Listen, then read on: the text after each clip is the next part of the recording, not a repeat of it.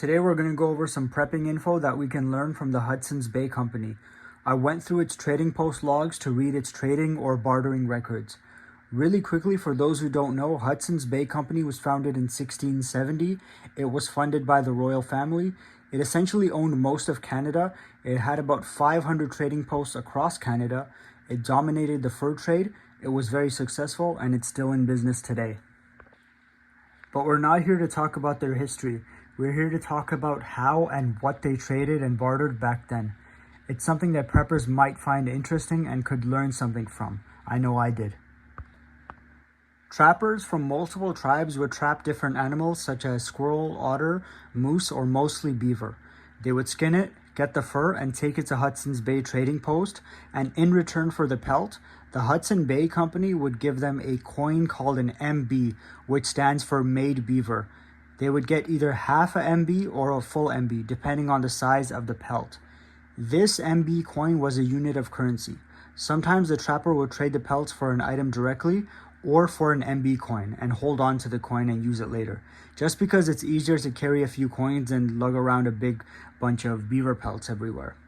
With this MB coin, the trapper could trade it for an axe, which also came in different sizes. The Indians could not make an axe on their own, and they needed one for everything from cutting wood, making canoes, making shelters, and even self-defense. So a pelt for an axe was a very fair trade. The trappers could also get muskets in return for their pelts. Some people say that the trapper had to stack beaver pelts as high as the length of the musket to do the trade, but that wasn't true at all. It was just a myth. In reality, depending on the area and how much competition there was, they would have to trade about 10 to 12 beaver pelts for one musket. As you can imagine, for someone living in a hut in the woods, making a musket would be near impossible. And a musket is so valuable for surviving in those days, so it was a fair trade for both of them. Here are some other items that you could get in a trade for one beaver pelt.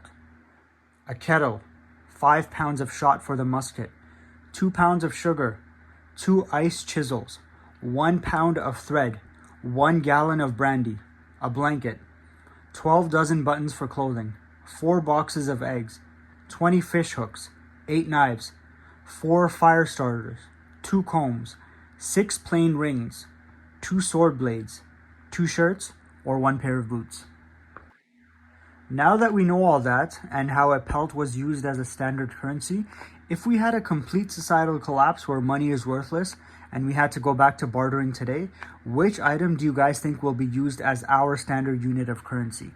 Let me know in the comments if you have any ideas, and also don't forget to like and subscribe if you enjoyed. Alright guys, that's it for today's video. Thanks for watching.